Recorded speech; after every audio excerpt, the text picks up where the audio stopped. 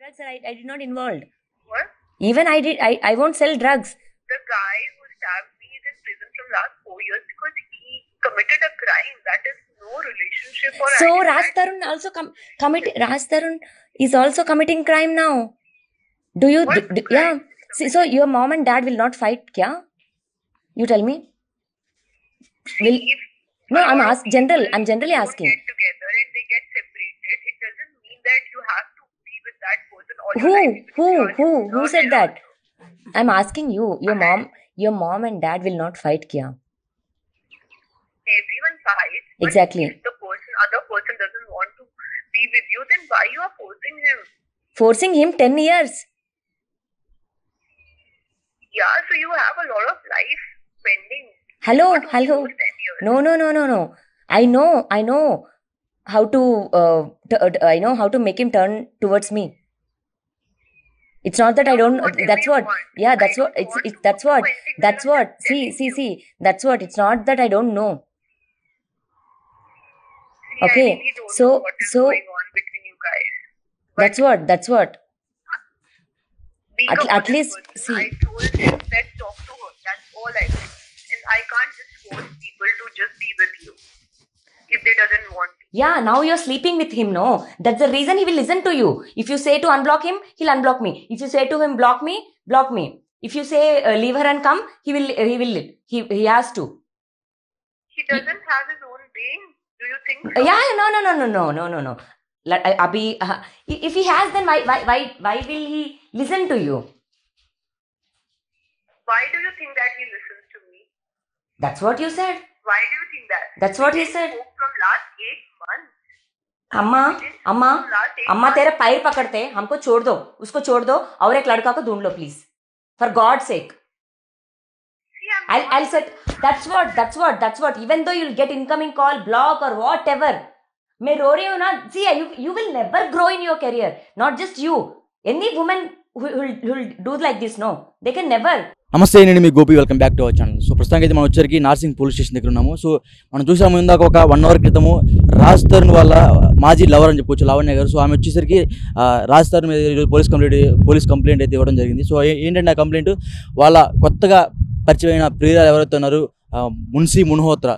So ఆమె వచ్చరికి ప్రస్తుతం ఉన్న హీరోయిన్ అయిన రాజ్ తరుణ్ గారికి ఇప్పుడు ప్రస్తుతం నటించిన మొన్న కొత్తగా రీసెంట్ ఒక సినిమా వచ్చింది, ఆ సినిమాలో ఉన్న హీరోయిన్ ఆమె.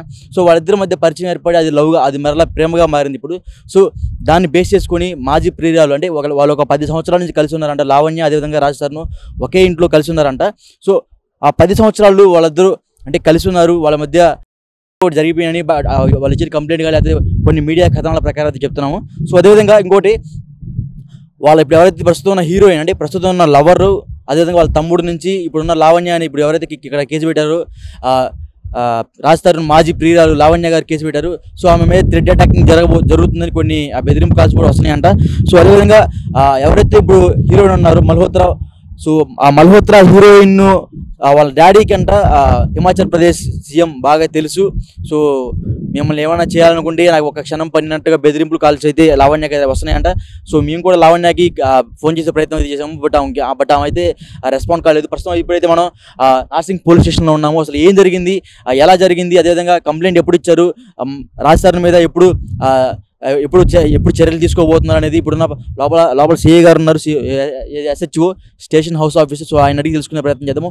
సో అదేవిధంగా ఇంకొకటి వచ్చరికి ఆమెని థ్రెడ్ అటాక్ అంటే వాళ్ళ తమ్ముడు, అదేవిధంగా ఇప్పుడు ఎవరైతే హీరోయిన్ వాళ్ళిద్దరి మీద అయితే కేసు నమోదు చేయడం జరిగింది. అదేవిధంగా రాజ్ తరుణ్ మీద కేసు నమోదు చేయడం జరిగింది. ఆమె ఏమంటుందంటే పర్టికులర్గా ఒక వాయిస్ రికార్డు కూడా బయటకు వచ్చింది. ఆ వాయిస్ రికార్డులో ఆమె ఏమంటుందంటే, ప్లీజ్ ఆమెది మీరా ప్లీజ్ రాజ్ తరుణ్ వదిలేయండి, ఎందుకంటే మేము 10 ఏళ్ళ నుంచి కలిసి ఉన్నాము.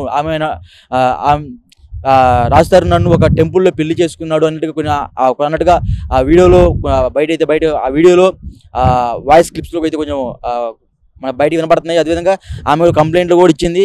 ఆ కంప్లైంట్లో కూడా ఏమైనా ఇచ్చిందంటే, మేము 10 సంవత్సరాల నుంచి కలిసి ఉంటున్నాము, టెంపుల్లో కూడా పెళ్లి చేసుకున్నాము అన్నట్టుగా కంప్లైంట్లో ఉన్నట్టుగా కొన్ని వార్తలు వస్తున్నాయి. సో ఆ వార్తల్లో ఎంత నిజం ఉంది ఏందనేది మనం ఇప్పుడు నార్సింగ్ పోలీస్ స్టేషన్లో ఉన్నాం. కంప్లైంట్ ఇచ్చింది ఇక్కడే ఆమె.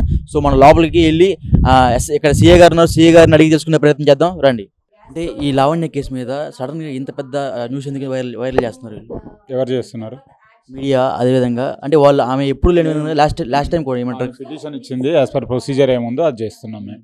ఓకేనా, అది ఆమె బయట ఏం చెప్తుంది ఏంది అనేది మాకు అనవసరం. మాకు ఇచ్చిన పిటిషన్ ఏంటి, మాకు ఇచ్చే ఎవిడెన్స్ ఏందో బేస్ చేసుకొని దాన్ని బట్టి ముందుకు వెళ్తాం. ఆల్రెడీ డ్రగ్స్ కేసులో కూడా ఒక 45 days రిమాండ్లో ఉందంట. సో అది మీ చెంతకు వచ్చింది అది మా దగ్గర నుంచే రిమైండ్ అయ్యింది అమ్మాయి. అంటే ఏమైనా పర్టికులర్గా ఒకళ్ళు ఇరిగిచ్చారంట కేసులో, అది కూడా అది కోర్టుకు సబ్మిట్ చేస్తాం రిపోర్ట్, కోర్టు వాళ్ళు చూసుకుంటారు అది. ఓకే, ఆమెకి థ్రెట్టింగ్ కూడా చాలా వస్తుందంట. హిమాచల్ ప్రదేశ్ సంబంధించిన సీఎం కూడా వాళ్ళకి ఎవరైతే ఇప్పుడు హీరోయిన్ ఉందో వాళ్ళకి బాగా క్లోజ్ అంట. సో ఆమెకి బాగా థ్రెట్టింగ్ అటాక్ వస్తుందంట, వాళ్ళ తమ్ముడు కానీ లేకపోతే ఇప్పుడు ఎవరైతే బెదిరిస్తున్న హీరోయిన్ కానీ. సో ఈ లావణ్యకి దగ్గర ఆడియో క్లిప్ ఉంది.